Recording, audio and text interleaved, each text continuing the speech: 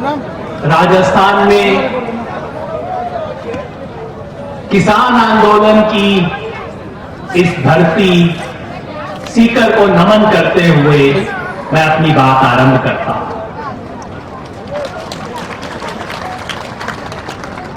मेरा बचपन भी राजस्थान में गुजरा है और बचपन से सुनते थे किसान आंदोलन का मतलब सीकर। मैं गंगानगर में हुआ करता था और मेरा सौभाग्य है कि मुझे आदरणीय आमराराम जी से मिलने का मौका मिला। आपके साथ कंधे से कंधा जोड़ के इस आंदोलन में खड़ा होने का मौका मिला। साथी पेमाराम जी और किसान आंदोलन के यहां तमाम जो योद्धा हैं, उन्होंने सिर्फ राजस्थान को नहीं, पूरे देश को किसान आंदोलन की व्याकरण सिखाई आप लोगों ने। इसलिए मैं इस धरती को नमन करता हूं। ये धरती किसान और जवान के संगम की धरती है, क्योंकि देश की सीमा की रक्षा करने वाले जितने जवान यहां इस जिले से जाते हैं, पता नहीं देश के बाकी किसी जिले से जाते होंगे कि नहीं जाते। आज इस विशेष स्थान पे एक विशेष दिन, इस विशेष महापंचायत में हम आए। आज का दिन विशेष इसलिए है कि 23 फरवरी का दिन है। 23 फरवरी भगत सिंह के चाचा अजीत सिंह के नाम से जुड़ी, जिन्होंने पहली बार ये नारा दिया था, पगड़ी संभाल जट्टा। वो पगड़ी जो हमारे सम्मान का प्रतीक है, वो पगड़ी जो किसान की इज्जत, किसान की आबरू, उसका प्रतीक है। वो पगड़ी जिसके साथ इस देश के प्रधानमंत्री ने खिलवाड़ करने की हिमाकत की है। आज देश भर में जहां जहां किसान आंदोलन है, जहां जहां मोर्चे चल रहे हैं, जहां जहां टोल फ्री किया जा रहा है, जहां जहां धरने चल रहे हैं, सब जगह किसान आज उस पगड़ी के सम्मान में पगड़ी सम्मान दिवस मना रहे हैं। इस विशेष अवसर पे चूरू आने का मौका मिला है, सीकर आने का मौका मिला है, आप सबके बीच खड़ा होने का मौका मिला है। ये इस महापंचायत को एक विशिष्ट रूप देता है और मैं अपने आप को सौभाग्यशाली मानता हूं कि इस विशेष दिन, इस विशेष स्थान पे आके अपनी बात रखने का मौका मिला। मुझे आमराराम जी ने हुक्म दिया है कि मैं 3 कानूनों के बारे में थोड़ा विस्तार से बताऊं। पहले मैं मास्टर हुआ करता था यूनिवर्सिटी में, कॉलेज में प्रोफेसर होता था, तो वो मेरे पूर्व जन्म का बोझ बार बार मेरे पे डाल दिया जाता है। प्रोफेसर हो, जाके समझाओ लोगों को, मास्टर हो, जरा बताओ क्या हुआ। अब वो पुरानी मास्टरी तो भूल गई, लेकिन एक सादी बात बताना चाहता हूं। आज से 1 साल पहले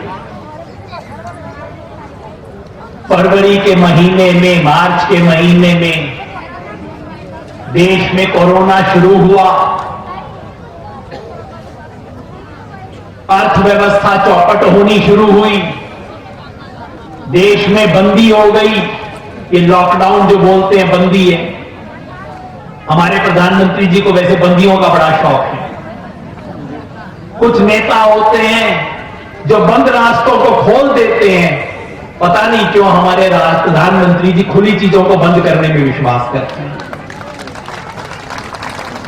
याद है 3 साल पहले क्या किया था? नोटबंदी। आधी रात को नोट खत्म, भ्रष्टाचार खत्म, काला बाजारी खत्म, सारा देश अच्छा हो जाएगा, बस नोटबंदी कर दो। अब मैं आपसे पूछता हूं, क्या जी नोटबंदी तो हो गई, भ्रष्टाचार खत्म हुआ था? अरे हाथ खड़ा करके बता दो, हुआ कि ना हुआ? ना हुआ। काला बाजारी, चोर बाजारी, रिश्वत, स्मगलिंग बंद हो गई क्या देश से? प्रधानमंत्री ने कहा था कि बस मुझे 50 दिन दे दो, उसके बाद अगर सफल ना हुए तो चाहे जिस मर्जी खंबे से लटका देना मेरे को। भाई मैं तो खंबा ना ढूंढूं कहीं जाके, वो जाने उनकी आत्मा जाने। उसके बाद देशबंदी हुई, ये लॉकडाउन है, देशबंदी थी। क्या बोला था आपसे? 21 दिन में इस देश से कोरोना भाग जाएगा, बोला था ना जी? मैं ना बोल रहा हूं, उन्होंने बोला था ना। 21 दिन में कहा था, महाभारत की लड़ाई 18 दिन चली, बस मुझे 3 दिन और दे दीजिए, 21 दिन के अंदर कोरोना भाग जाएगा। क्यों जी, भाग लिया क्या? तो पता नहीं क्यों मेरे देश के प्रधानमंत्री को खुली चीजें बंद करने का शौक है। अब तरह तरह के नेता होते हैं सब, और जब 2 बंदी करके काम ना चला तो तीसरी बंदी, किसान की घेराबंदी शुरू की हमारे प्रधानमंत्री जी। ये 3 कानून कुछ नहीं है, किसान की घेराबंदी करने की कोशिश है।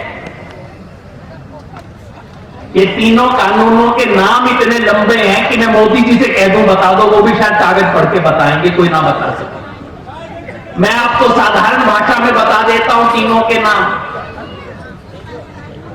पहला कानून है मंडी बंदी कानून, दूसरा कानून है बंधुआ किसान कानून, और तीसरा कानून है जमाखोरी की छूट कानून। ये 3 है, सरकारी नाम कुछ भी हो, सच्चे नाम इन तीनों के लिए। कानून क्या है? ये जो जमाखोरी की छूट वाला कानून है वो क्या कहता है? वो कहता है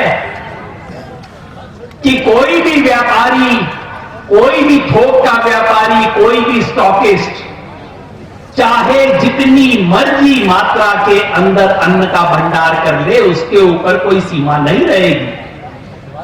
तो भाई पहले सीमा थी क्या? हां, सीमा थी।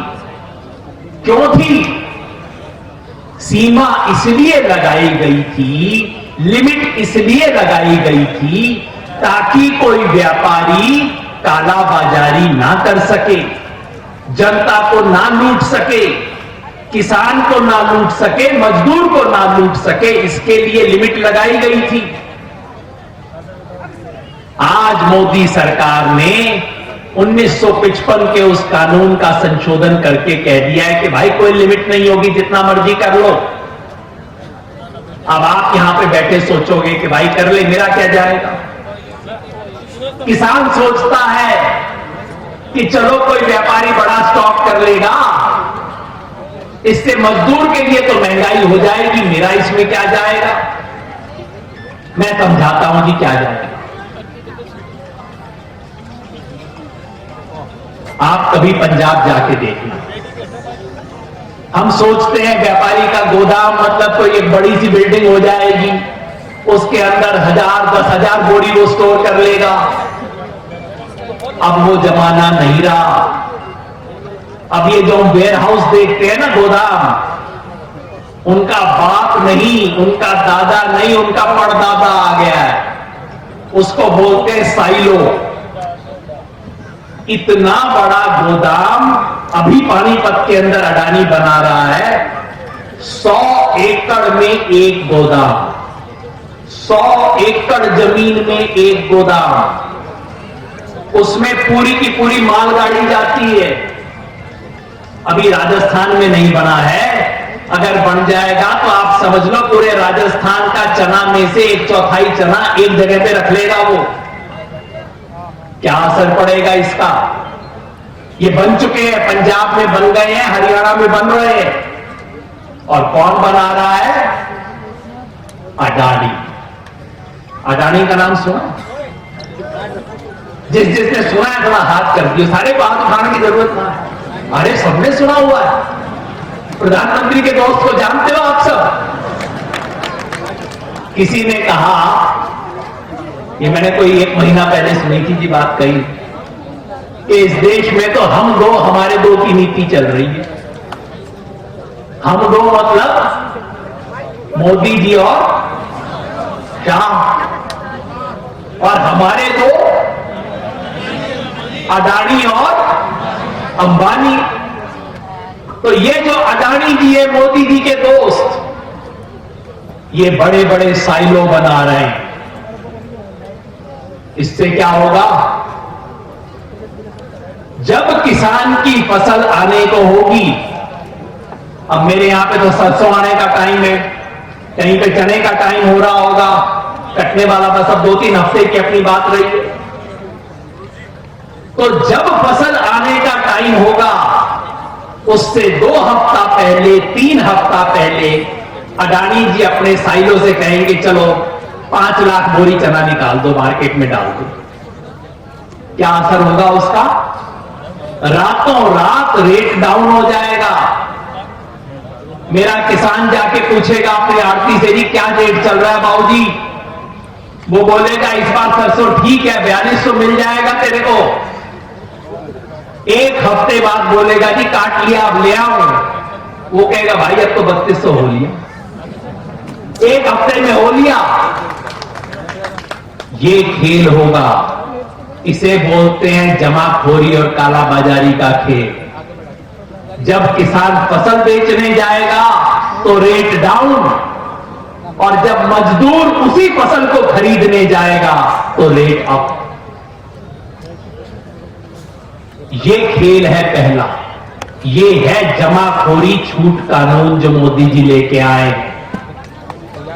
और ऊपर से मेरे को कहते हैं कि किसान को इससे फायदा होगा। मैंने पूछा भाई इससे किसान को कैसे फायदा होगा? कहते हैं देखो, व्यापारी का मुनाफा बढ़ेगा तो व्यापारी किसान को भी तो कुछ देगा। मैंने कहा मोदी जी आप तो खुद व्यापारी रहे हो, चलो चाय के ही थे। कोई व्यापारी है, कोई धर्मशाला थोड़ी खोल रखी है उसने कि मुनाफा बढ़ेगा तो किसान को भी कहेगा भाई तू भी ले जा। ये पहला कानून सिर्फ और सिर्फ स्टॉकिस्ट के फायदे के लिए, बड़े गोदाम के फायदे के लिए, साफ साफ कहूं तो अडानी के फायदे के लिए पहला कानून बनाया गया है। और इसका प्रमाण यह है कि जब देश में कोरोना चल रहा था, कोई सरकारी दफ्तर खुलता नहीं था, तो हरियाणा सरकार उस टाइम दबादब अडानी जी के एसआईओ खुलवाने में व्यस्त। पिछले साल मई के महीने में जब सरकारी दफ्तर में मक्खी नहीं जाती थी, तब अडानी जी को परमिशन दी गई साइलो खोलने की हरियाणा के। तब कानून नहीं आया था, लेकिन अहमदाबाद में बैठे लोगों को पता था कि यह कानून आने वाला। उससे पहले से परमिशन ले रहे थे, लैंड यूज चेंज हो रहा था, सारे खेल खेले जा रहे थे। तो यह है जी पहला कानून।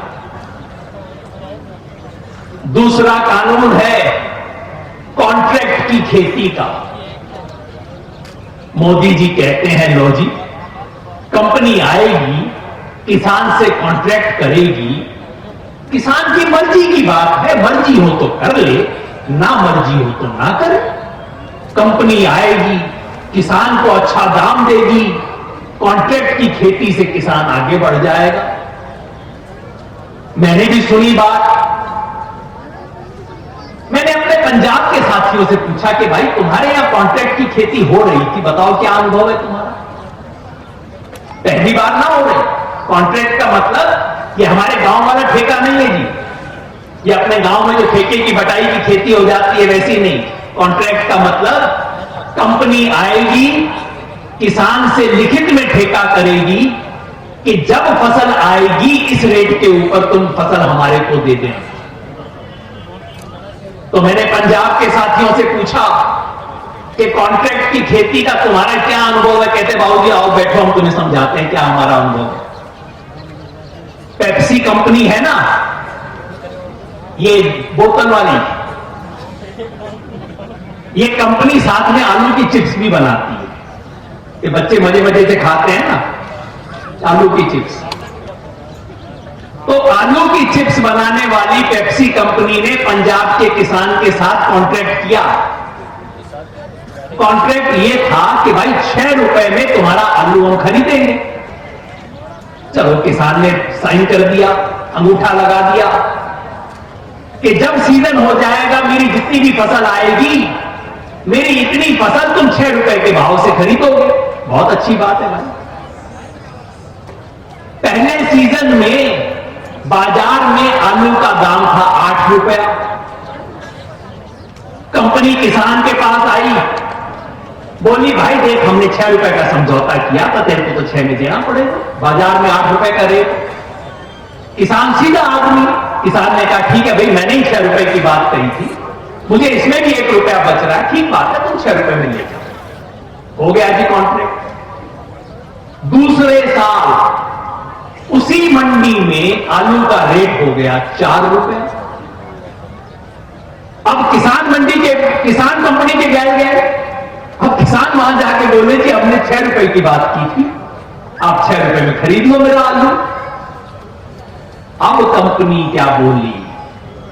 कंपनी बोली हां कॉन्ट्रैक्ट में 6 रुपए लिखा था, लेकिन कॉन्ट्रैक्ट के पेज नंबर 17 पे हमने लिखा था कि तुम्हारा आलू कम से कम 40 सेंटीमीटर का होना चाहिए, नहीं तो नहीं लेना।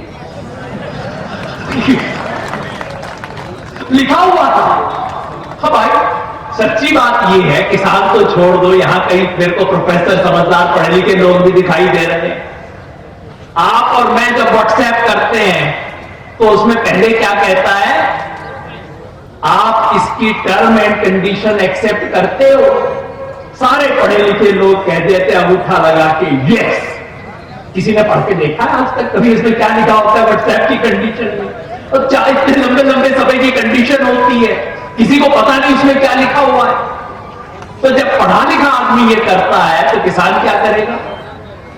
तो कंपनी बोली देख पेज नंबर 17 पे लिखा हुआ है कि तेरा आलू का साइज ठीक नहीं है, 4 रुपए में देना है तो दे, नहीं तो भाग। ये एक कहानी मैंने आपको बताई।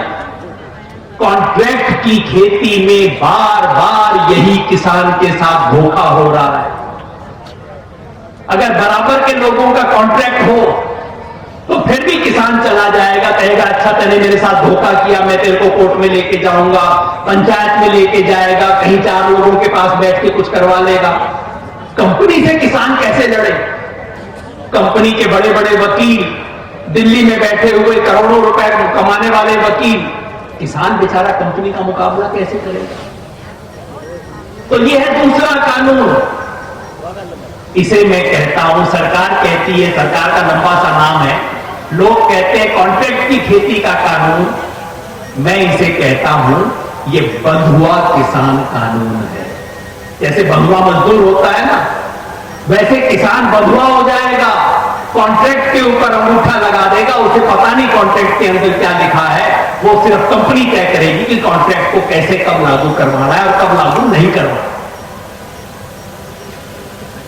तीसरा और सबसे खतरनाक कानून मंडी का कानून।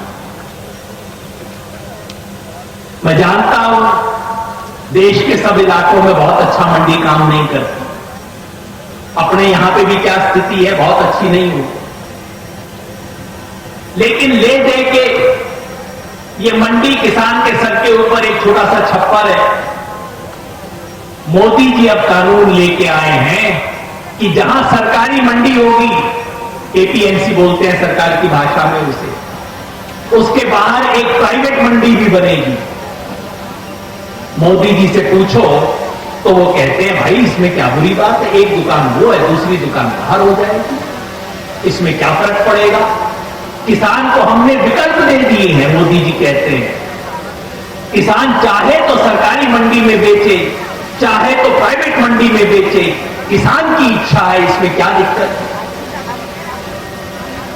दिक्कत क्या है मैं बताता हूं। ये जियो कंपनी का मोबाइल किसी के पास है? जियो कंपनी लाई थी मोबाइल, याद है आपको? अब तो यूं हो गया, पहले क्या था? जब आया था जियो का मोबाइल तो क्या बोला था भाई? जिंदगी भर के लिए फ्री, बस एक बार ले लो, कोई शर्त नहीं, कोई पैसा नहीं, सब कुछ फ्री ले लो। और फिर क्या किया लोगों ने?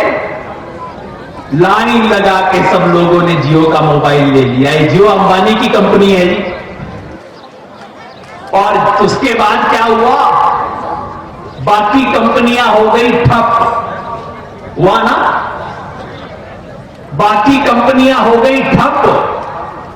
और जब बाकी सारी कंपनियां ठप हो गई तो फिर अंबानी की कंपनी ने कहा अब हम तुम्हें रेट बताते हैं। पहले तो ले लिया फ्री तुमने, अब हम तुम्हें रेट बताते हैं।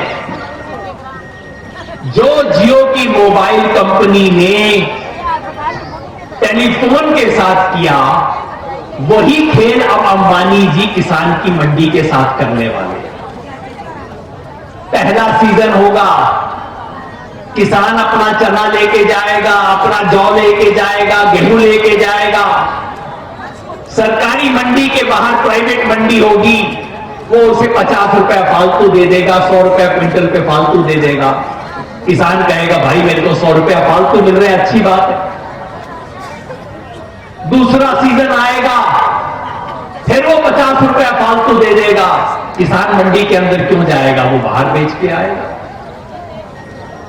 तीसरा सीजन आते आते क्या होगा सोचो आप। जो जो आड़ती मंडी के अंदर बैठा है वो छोड़ के मंडी के बाहर आ जाएगा। मंडी हो जाएगी ठप। और जब एक बार मंडी ठप हो गई, उसके बाद अडानी और अंबानी के लोग बताएंगे कि भाई सुन, 500 रुपया कम मिलेगा, देना है तो दे, नहीं तो अपने गांव जा। जो खेल आपके साथ मोबाइल फोन में हुआ, वही खेल अब गेहूं में होगा, बाजरे में होगा, चने में होगा, जौ में होगा, सरसों में। मोदी जी कहते हैं कि अरे किसान कह रहा था कि उसका मंडी में दिक्कत है, इसलिए मैंने नई मंडी बना दी, प्राइवेट मंडी बना दी, देखो मैंने किसान का फायदा कर दिया। किसान हाथ जोड़ के कहता है मोदी जी ये मंडी मेरे सर पे छप्पर है, टूटा भी हुआ है छप्पर, लीक करता है मेरा छप्पर, मेरे को शिकायत है। लेकिन आप तो छप्पर को ठीक करने की बजाय मेरे सर से छप्पर ही हटवा रहे हो। क्या कह रहे हैं मोदी जी? मोदी जी कह रहे हैं देखो किसान परेशान है, मंडी अच्छे तरीके से काम नहीं करती, इसका छप्पर लीक करता है, ऐसा करो इसके सर से छप्पर ही हटाओ। किसान कहता है मोदी जी मुझे ये आजादी ना चाहिए, ऐसी आजादी मुझे नहीं चाहिए कि मेरे सर से छप्पर ही आप हटा दो। ये जो मंडी का कानून है, ये किसान के सर के ऊपर से छप्पर हटाने वाला कानून है। और मंडी ना बचेगी तो सरकारी खरीद नहीं होगी। जो कुछ भी होती है, ज्यादा नहीं होती, उस पर भी मैं 2 मिनट बोलूंगा बाद में। लेकिन अगर मंडी की व्यवस्था चली गई तो पंजाब और हरियाणा का किसान तो बर्बाद हो ही जाएगा, अपने यहां के किसान भी बर्बाद होंगे। जो आज स्थिति है उससे भी ज्यादा खराब स्थिति हो जाएगी। तो ये 3 कानून हैं जिनकी हम बात करते हैं। इसके अलावा 2 और कानून हैं। एक कानून है बिजली का, एक कानून है पराली का। पराली वाला हमारे लागू नहीं होता क्योंकि हमारे यहां धान नहीं पैदा होता। लेकिन बिजली में मोदी सरकार क्या कानून लेके आई है? सरकार कानून ये लेके आई है, केंद्र सरकार, कि कोई भी राज्य सरकार अगर चाहे भी तो किसान को सस्ती या फ्री बिजली नहीं दे सकती। अब आप सोचो, राज्य सरकार अपनी जेब से किसान को अगर सस्ती बिजली देती है तो मोदी जी के पेट में क्या दर्द हो रहा है? मोदी जी कहे मैं पैसा ना दूंगा, चलो कोई बात नहीं, पर मोदी जी अगर राजस्थान सरकार अपनी जेब से मेरे को सस्ती बिजली दे रही है तो आप कौन होते हो कानून बनाने वाले कि ऐसा नहीं हो सकता? तो ये सब कानून है जिसके खिलाफ किसान खड़ा है। बहुत मोटी भाषा में मैं समझा दूं तो मोदी जी इन कानूनों से जो कर रहे हैं वो हमारे आने वाली पीढ़ी के लिए दरवाजे बंद कर रहे हैं। पहला दरवाजा बंद, मंडी बंद। मंडी अगर बंद होती है तो किसान की जो खरीद होती है सरकारी रेट पे कभी कभी हो जाती है, वो बंद। और अगर मंडियों के अंदर गेहूं और चावल की, धान की खरीद बंद हो जाती है तो मेरी बहनों, मेरे भाइयों, जल्द ही राशन की दुकान भी होगी बंद। क्योंकि राशन की दुकान में जो गेहूं मिलता है, जो चावल मिलता है, कहां से मिलता है? सरकार मंडी में खरीद करती है, वो गेहूं, वो चावल हमारे पास राशन की दुकान में आता है। अगर ये खरीद बंद हो जाएगी तो गरीब की रसोई के अंदर जो खाना पहुंच जाता है वो बंद होगा। किसान कॉन्ट्रैक्ट में बंद होगा, जमाखोरी बंद होगी, सस्ती बिजली बंद होगी, और जहां जहां पे धान की फसल होती है वहां वहां किसान खुद बंद होगा। सरकार कानून लेके आई है कि अगर धान की पराली जो जलाते हैं, पराली का धुआं दिल्ली पहुंचता है ऐसा कहते हैं, अगर ये हो गया तो किसान पे 1 करोड़ रुपए का जुर्माना और 5 साल तक की सजा। तो बहनों और भाइयों, ये जो 3 कानून हैं ये किसान को हर तरफ से उसके दरवाजे बंद करने वाले कानून हैं और इसलिए किसान इसके खिलाफ आज खड़ा है। किसान क्या बोल रहा है? वो एक कबीर का दोहा है, वो कहते हैं माटी कहे कुम्हार से तू कितरौंदे मोए। माटी जो है कुम्हार से कह रही है, कुम्हार पांव से करता है ना, मसलता है उसको, जमीन को, मिट्टी को। तो माटी कहे कुम्हार से तू कितरौंदे मोए, एक दिन ऐसा आएगा मैं रोंदूंगी, एक दिन तू इस मिट्टी में मिलेगा। यही बात किसान मोदी जी को कह रहा है, मोदी जी तुम क्या बंद करोगे, मैं तुम्हें बंद करके दिखाता हूं। मोदी जी,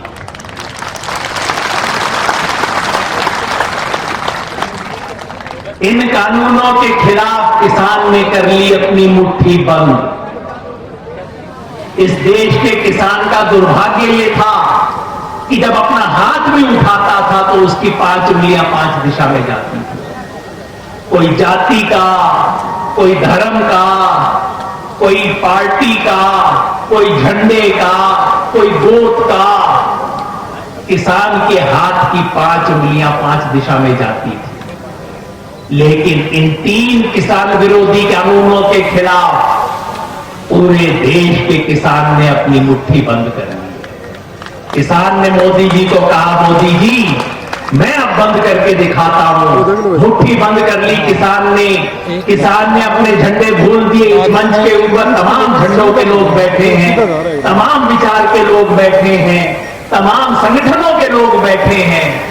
देश के 450 संगठन मिलके ये जो संयुक्त किसान मोर्चा है ना, इसके तहत देश के 450 संगठन इकट्ठे हो गए हैं और पिछले 3 महीने से मोदी जी, उनके दरबारियों ने, उनके नेताओं ने तमाम कोशिश कर ली है। इन 450 में से एक भी संगठन अभी तक टूटा नहीं है हमारे इस मोर्चे से।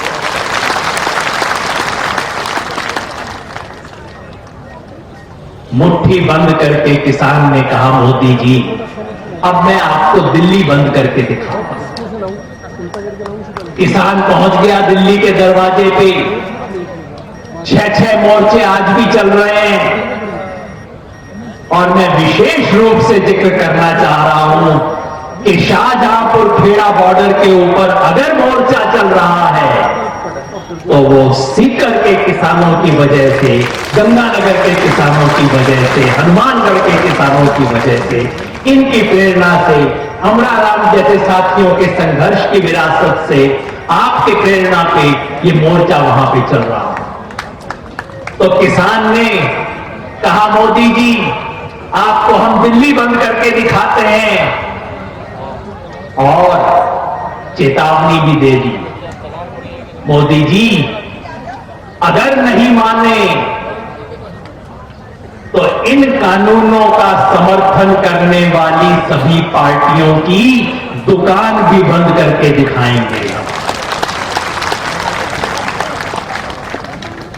सिर्फ कहने के लिए नहीं बोल रहा जी। 4 दिन पहले अमित शाह जी ने अपने जाट नेताओं को, बीजेपी की जाट नेताओं को बुलाया। कहा, भाई जाट बड़े नाराज हैं, तुम जाओ गांव में समझाओ लोगों को जाके कि ये 3 कानून कितने अच्छे हैं। पता लगा उन लोगों ने जाके अमित शाह को रिपोर्ट दे दी है कि जी गांव में तो तब जाएं जब हमें कोई घुसने दे गांव के अंदर। बीजेपी के नेता कहते हैं, भाई साहब शादी का कार्ड नहीं आ रहा मेरे घर पे, क्या बात कर रहे हो आप? गांव में बोर्ड लग गए हैं, इन कानूनों का समर्थन करने वाले नेता यहां पे ना घुसे। आज किसान कह रहा है, मोदी जी बंदी तो मैं आपको करके दिखाऊंगा। क्या आपने नोटबंदी की, क्या आपने देशबंदी की, क्या आप मेरी घेराबंदी करोगे? बंदी तो मैं करके दिखाऊंगा आपको। साथियों, इस आंदोलन में एक ऐतिहासिक उपलब्धि हासिल की। लोग पूछते हैं, मीडिया वाले पूछते हैं, जब ये सभा हो जाएगी मीडिया वाले जरूर पूछेंगे कि जी मोदी जी तो नहीं मानेंगे, मोदी जी तो कभी अपनी बात से पीछे नहीं हटते जी। अब आप बताओ किसान आंदोलन कैसे सफल होगा? मैं एक बात बताऊं भाई, ये किसान आंदोलन सफल हो चुका है। और वो कैसे? पिछले 4 महीनों में इस देश का किसान जो सोया हुआ था वो किसान जाग चुका है। मेरी किसान बहनें जाग चुकी हैं। जिस किसान को ये पांव की जूती समझते थे, जिसको कोई अपने दफ्तर में घुसने नहीं देता था, वो पांव की जूती ने इन्हें धूल चटा दी है, इन्हें मिट्टी का स्वाद दिखा दिया। ये कहते हैं 3 कानून की बात। मैं पूरी जिम्मेवारी से कहना चाहता हूं, ये तीनों कानून मर चुके हैं। यही सरकार नहीं, आगे भी कोई सरकार आएगी, वो चिमटे से इस कानून को हाथ नहीं लगाएगी। किसी और पार्टी के नेता को देश का जो अगला प्रधानमंत्री बनेगा, इनका तो नंबर आएगा नहीं, जो भी अगला बनेगा उस प्रधानमंत्री के पास अगर कोई गया ना, अडानी अंबानी, कि मोदी जी जो भी प्रधानमंत्री जी, वो 3 कानून, प्रधानमंत्री हाथ जोड़ लेगा, भाई माफ कर दे। क्योंकि समझ आ गया है इस देश के सब नेताओं को समझ आ गया है, किसी भी पार्टी के हो, कि अब किसान जाग गया। किसान ने अपनी औकात बताई है इनको, किसान ने अपना इज्जत दिखाई है इनको, किसान जाग गया है। और एक बात इस देश के सब पार्टी के नेताओं को समझ आ गई है पिछले 4 महीने, बोलने चाहे ना बोलने, कि भाई किसान से पंगा नहीं लेना। ये बात मोदी जी को भी समझ आ गई है, मेरी उम्मीद है गहलोत जी को भी समझ आ गई हो कि किसान से पंगा नहीं लेना। सबसे बड़ी इस आंदोलन की उपलब्धि ये है, ये कानून तो रद्द होंगे ही होंगे, सिर्फ यही नहीं और भी बहुत कुछ होगा। क्योंकि इन पिछले 4 महीनों ने, 3 महीने के दिल्ली के इस संघर्ष ने इस देश में किसान का मूल्य, किसान की कीमत, किसान का मान सम्मान बढ़ाया। तो फिर मेरे पत्रकार साथी पूछेंगे, भाई साहब आप कह रहे हो तो कानून मर गए, तो क्यों आंदोलन चला रहे हो? मैं कहा भाई मर तो गए, थोड़ा डेथ सर्टिफिकेट भी तो लेना पड़ेगा। वो इंतजार कर रहे हैं, वो भी लेके जाएंगे। और वही नहीं, सरकार से फसलों के दाम की गारंटी भी लेके जाएंगे। क्योंकि मोदी जी कहते हैं ना कि हम आपको सौगात दे रहे हैं। किसान कहता है मोदी जी सौगात मतलब गिफ्ट, कि भाई मां भी बच्चे को आजकल गिफ्ट देती है ना, थोड़ा देख लेती है कि बच्चे ने कौन से खिलौने को ज्यादा अच्छे से देखा है, फिर उसके पापा जी को कहती है कि उस पे बच्चे का मन है, जरा वो वाला ले आना बच्चे के। तो किसान कहता है मोदी जी ऐसी क्या गिफ्ट दे रहे हो जो मैंने पिछले 50 साल से मांगी ना मैंने मांगी, ना मेरे से राय की, ना मेरा एक भी संगठन इसके पक्ष में। ये गिफ्ट तो मोदी जी आप वापस ले लो और मुझे वो दो जो मैं अपने मुंह से मांग रहा हूं। और वो क्या है? न्यूनतम समर्थन मूल्य। ये न्यूनतम समर्थन मूल्य क्या हुआ? सरकार खुद साल में 2 बार घोषणा करती है। सरकार घोषणा करती है कि हर फसल का कम से कम दाम इतना होना चाहिए, क्योंकि अगर इससे भी कम हुआ तो किसान बचेगा नहीं। न्यूनतम, आदर्श मूल्य नहीं है, अच्छा मूल्य नहीं है, न्यूनतम मूल्य है कि भाई इससे भी कम अगर किसान को मिला तो किसान बचेगा नहीं। समर्थन मूल्य मतलब सरकार अपने मुंह से कह रही है किसान को फसल बोने से पहले कि भाई जाओ गेहूं की फसल बो, कम से कम 1975 रुपए की तो मेरी गारंटी है। इससे ज्यादा मिल जाए तो तुम्हारी किस्मत, पर अगर 1975 से कम मिले तो मेरे पास आ जाओ। यही हुआ ना न्यूनतम समर्थन मूल्य। बाजरे के ऊपर 2150 रुपया था, राजस्थान में तो पता भी ना होगा लोगों को। 2150 रुपया बाजरे का समर्थन मूल्य सरकार ने घोषित किया था।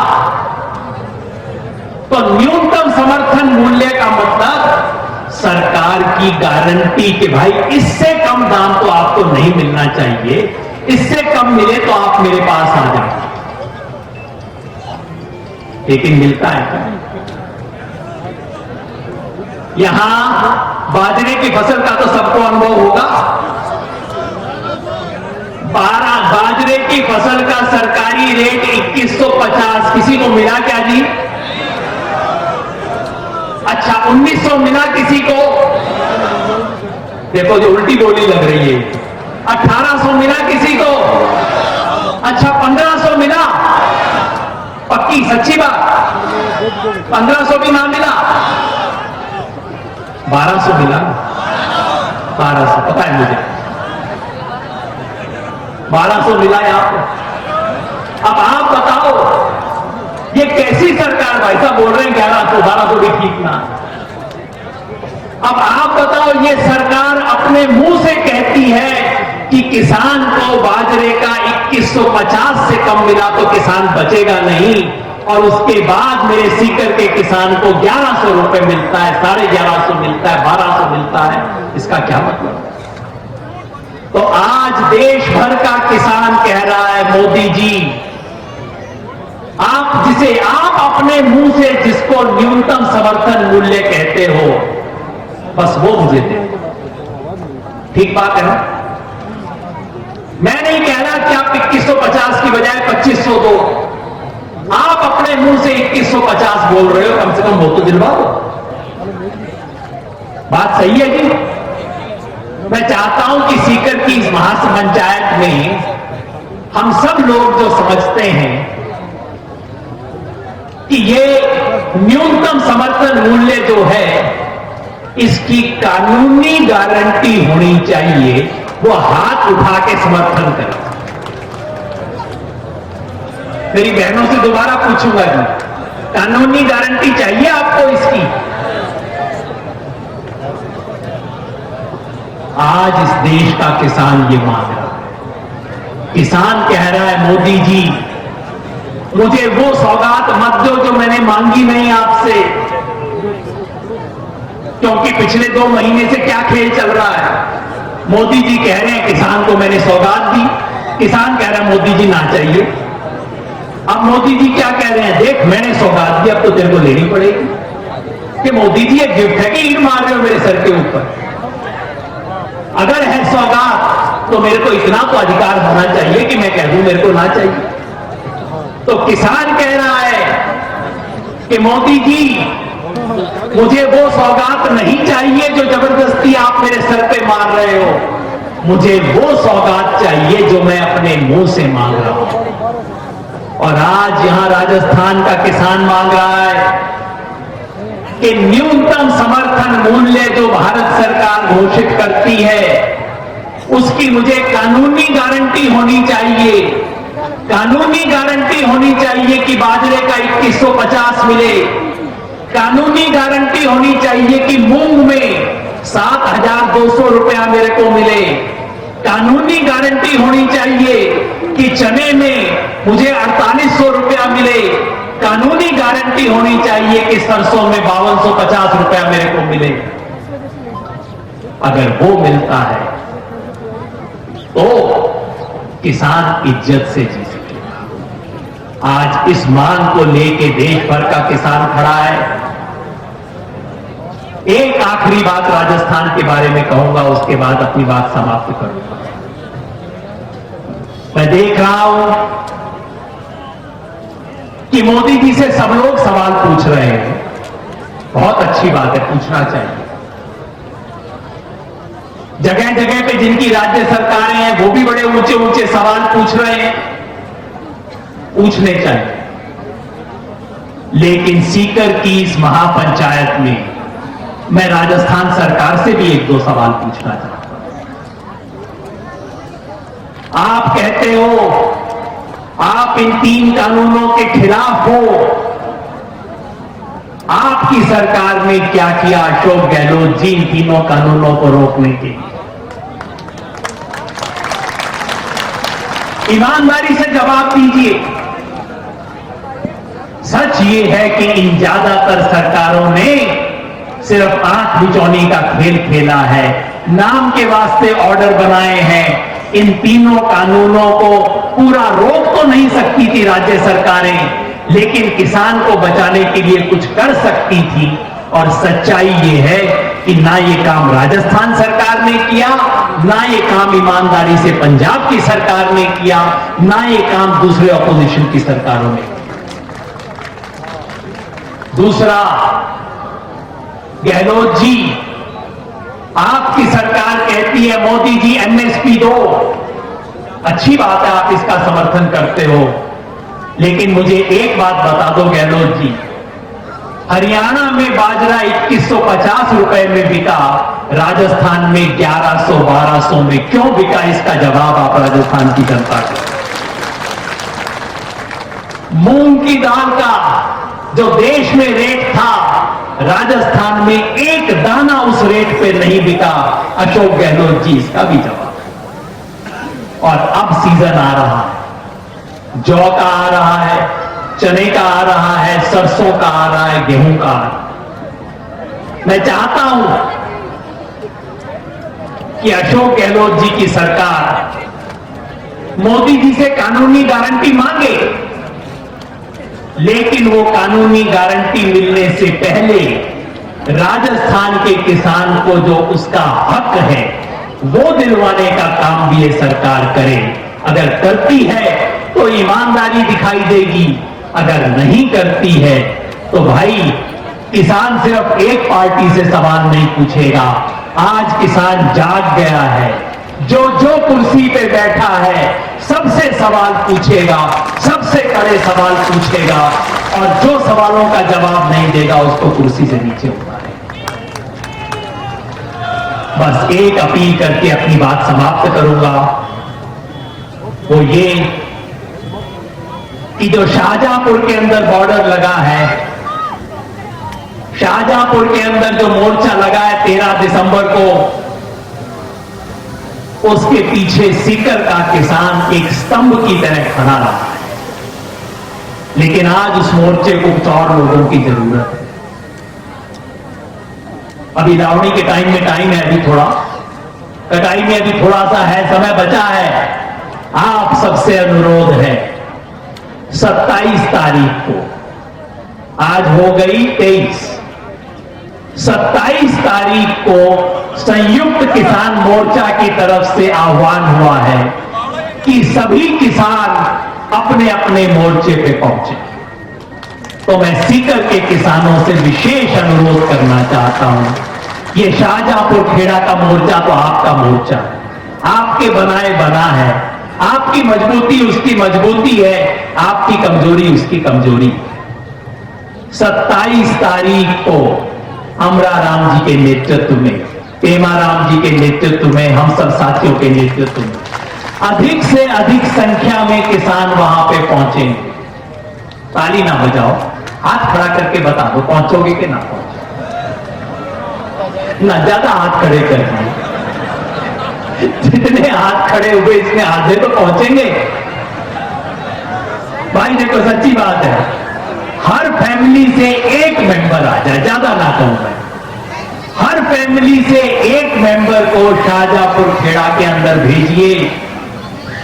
ये मीडिया, टीवी जो आपके आंदोलन को बदनाम करने पे तुले हैं, रोज कभी किसी दिन खालिस्तानी, किसी दिन आतंकवादी, किसी दिन कहते हैं ना जी यहां पे तो लोग कम हो गए, इनको जवाब देना आपका काम है, सिर्फ अमरा राम जी का काम नहीं, इनको जवाब देना हम सबका काम है। 27 तारीख को वह शाहजहांपुर खेड़ा के मोर्चे पे पहुंचेंगे और एक करारा जवाब देंगे हम किसान आंदोलन पे सवाल उठाने वालों को। क्योंकि दोस्तों, मेरे बहनों भाइयों, ये जो आंदोलन है ये वो आंदोलन है जो सारी जिंदगी हमें याद रहेगा। एक बार शाहजहांपुर खेड़ा गए ना, अगले 20 साल तक बच्चों को, पड़ोसियों को बताओगे कि मैं वहां पे गया था। और आज से 20 साल बाद अगर हमारा नाता पोती पूछ लेना कि ताऊ जी जब सन 2020-21 में किसान आंदोलन हो रहा था आप कहां थे, ऐसा ना हो उस टाइम जुती की तरफ देखना पड़े। ये देख लियो भाई, कभी कभी ऐसे आंदोलन होते हैं, एक पीढ़ी में एक बार सिर्फ ऐसा आंदोलन होता है, बाकी पता नहीं कौन कौन सी सगाई में, लगन में, शादी में, बारात में, पता नहीं हम कहां कहां पहुंच जाते हैं।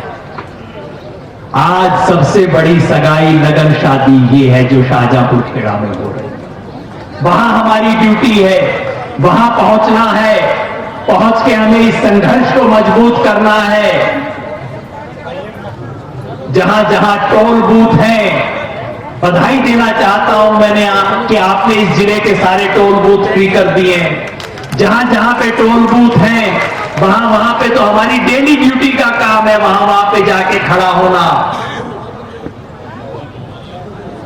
क्योंकि दोस्तों याद रखिए, ये वो आंदोलन है जो एक पीढ़ी में 20-25 साल में एक बार होता है। इस आंदोलन में जीत के जाएंगे, जीत के निश्चित जाएंगे तो सिर्फ वो 3 काले कानून खत्म नहीं होंगे। इस आंदोलन में किसान जीत के जाएगा तो थाने में 4 किसान जाएंगे तो एसएचओ खड़ा होकर आपसे बात करेगा। अशोक गहलोत आपको दरवाजे तक छोड़ने आएगा। और अगर किसी कारण से ये आंदोलन सफल ना हुआ ना, तो अगले 20-25 साल तक इस देश में किसान की आवाज कोई नहीं सुनेगा। अब आपको मुझे फैसला करना है। इस आंदोलन में, इस यज्ञ में अपनी आहुति हमें कैसे देनी है, ये आपका और आपकी आत्मा का मामला है।